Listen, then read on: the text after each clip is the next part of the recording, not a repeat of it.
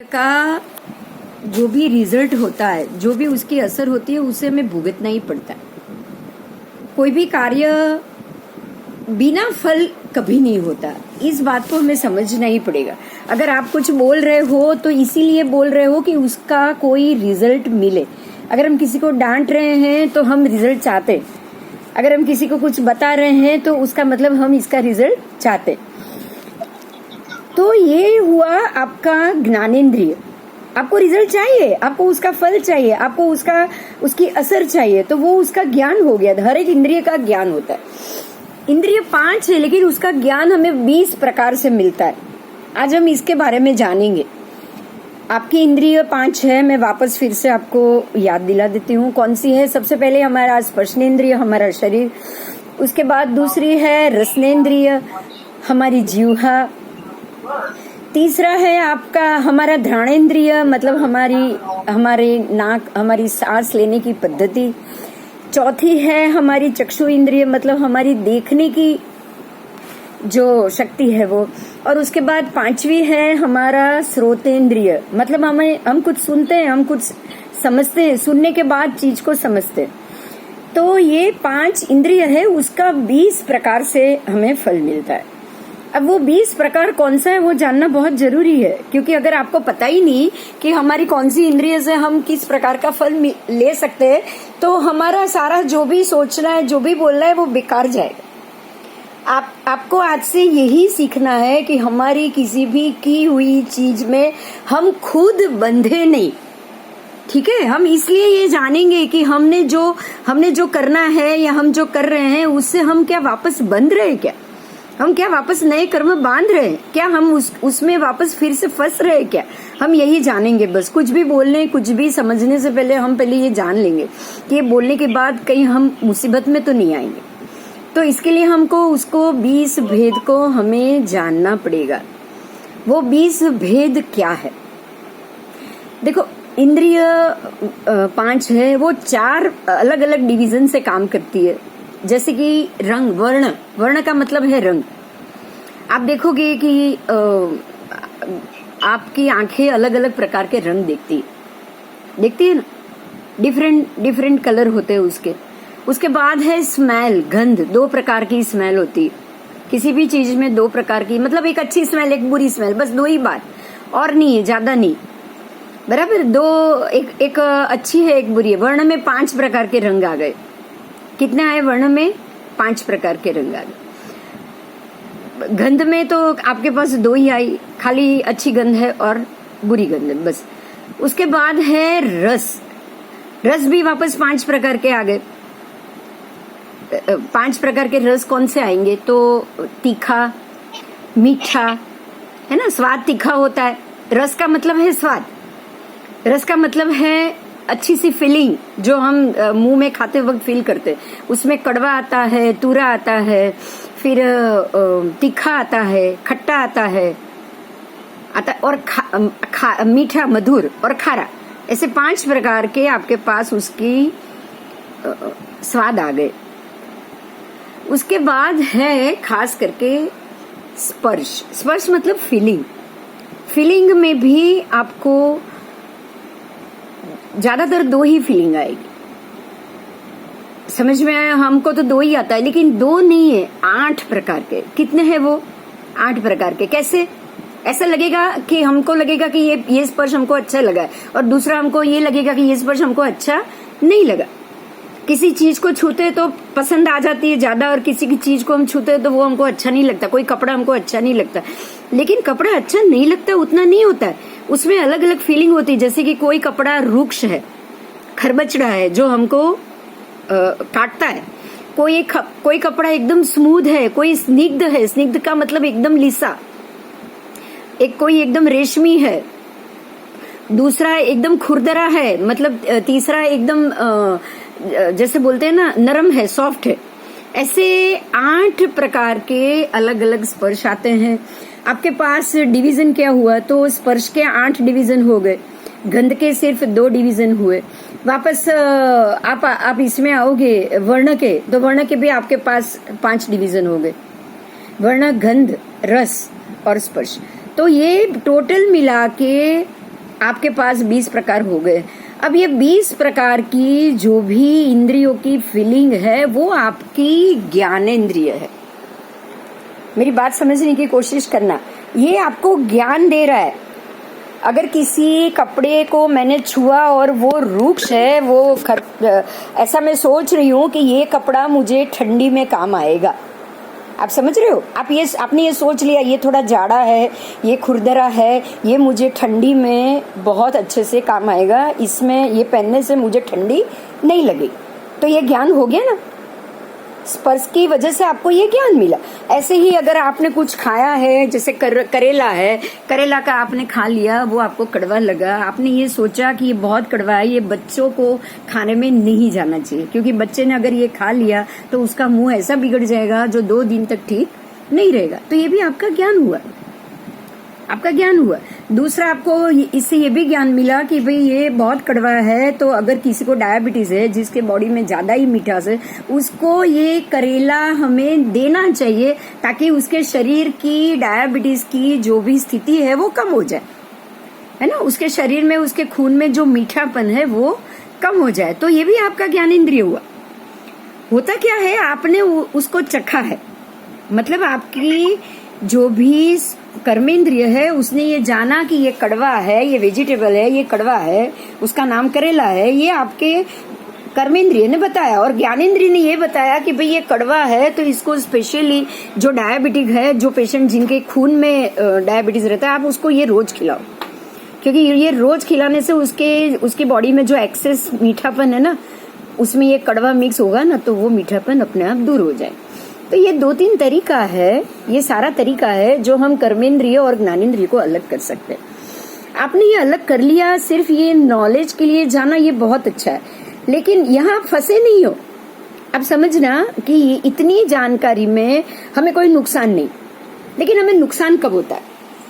ऐसी ज्ञानेंद्रिय से और ऐसी कर्मेंद्रिय से किसी चीज को अगर हमें मिल गई तो उससे नुकसान कब होता है? तो आपको ये सोचना पड़ेगा कि अगर आपने किसी ऐसी चीज का ज्ञान लिया या आपने ऐसा कर्म किया जो जरूरी नहीं, और अथवा तो जो फालतू काम है, मतलब जो काम से आपको भी तकलीफ हो सकती, किसी और को भी तकलीफ हो सकती, अगर आपने ये ज्ञान लिया ना, तब आपको ये बात तकलीफ में रखेगी।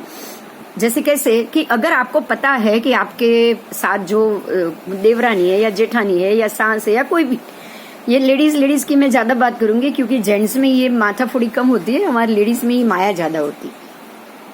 तो मैं इसलिए आपको ये मैं सिर्फ लेडीज का एग्जांपल दे रही हूँ कि घर में ये देवरानी है, पता है, और हमको ये मालूम है कि अगर मैं इसको ये बात बोलूंगी ना तो इसको गुस्सा आएगा। आपको ये पता है, आपको उसको ये मालूम है कि इस चीज से ये इरिटेट हो जाती है और इसको गुस्सा आता है। तो आप क्या करोगे पता है? अगर किसी चीज पे आपको उसकी कोई चीज अच्छी नहीं लगी ना, तो आप ऐसे बोलने नहीं जाओगे, आप उसको गुस्सा दिला के छेड़ के वापस आ जाओ। तो यहाँ पे क्या हुआ पता है? आपने अपनी ज्ञानेंद्रिय का, जो आपको पता था, जो बात आपको मालूम थी, इसका आपने दुरुपयोग किया। दुरुपयोग कैसे किया?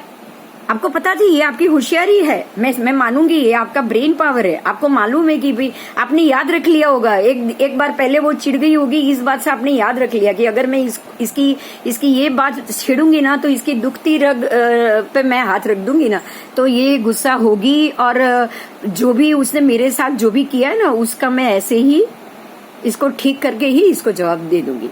तो ये क्या हुआ? ये है नॉलेज ही, बहुत बढ़िया नॉलेज है।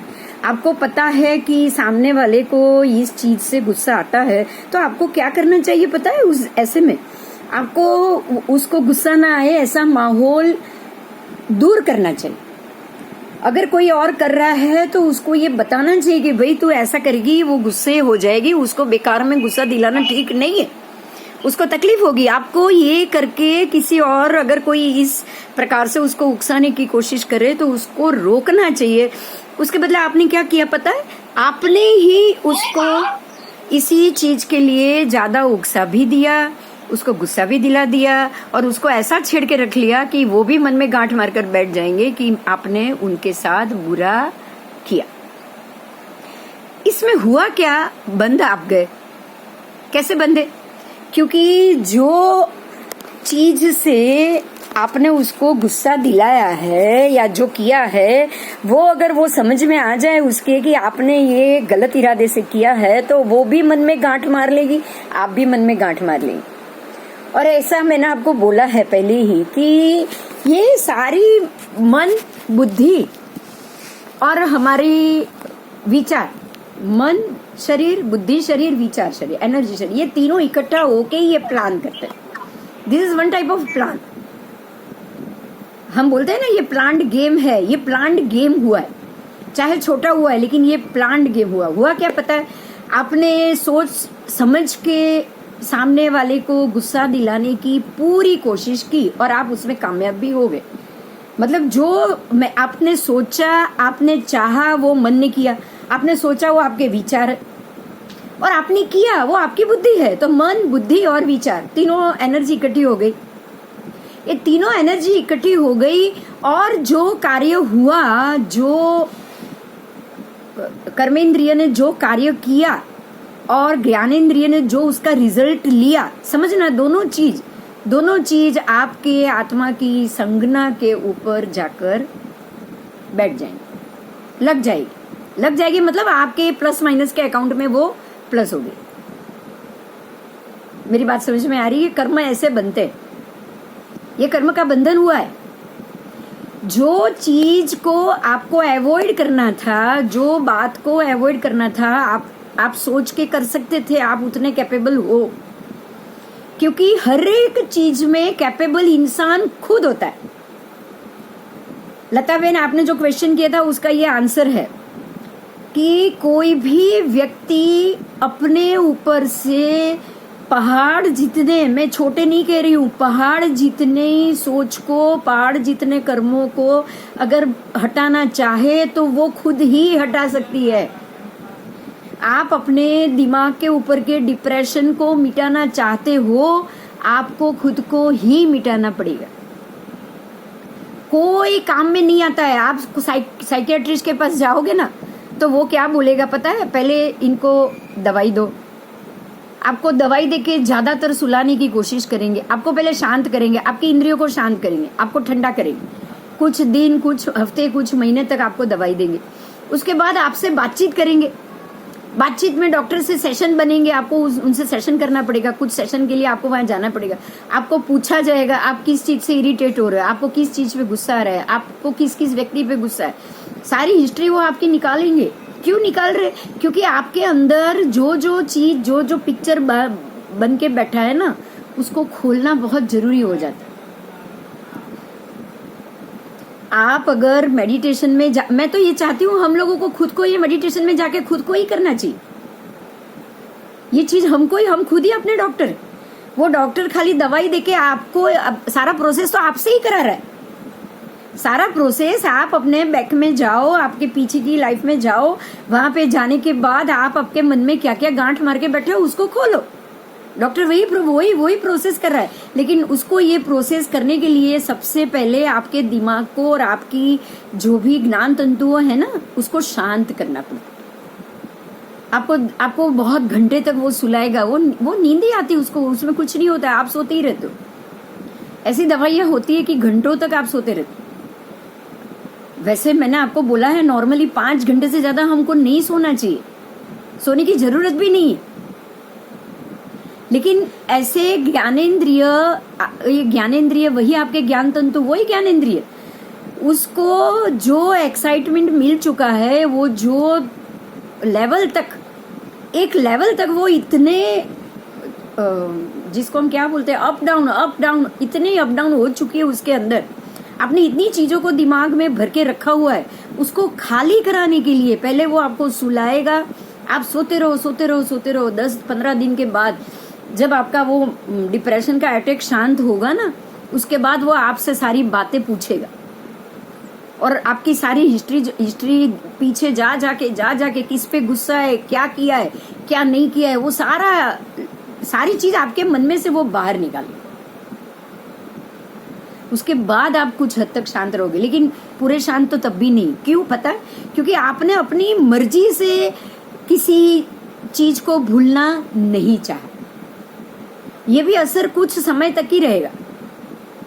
इसीलिए जो भी डिप्रेशन वाले हैं, जो भी साइकियाट्रिस्ट के पास जाते हैं और आपका डिप्रेशन वो सॉल्व कराते हैं, उसको लाइफ टाइम वो दवाई लेनी पड़ती। वो लाइफ टाइम आपको ऐसी दवाई और ऐसा डोज देगा कि आपको एक्साइटमेंट ना आए, आप शांत रहो, आप ज्यादा सोचो ही नहीं। अब ज्यादा सोचोगे नहीं, शांत रहोगे, तो ऑटोमेटिकली वो डिप्रेशन से आप धीरे धीरे बाहर आओगे ही आओगे।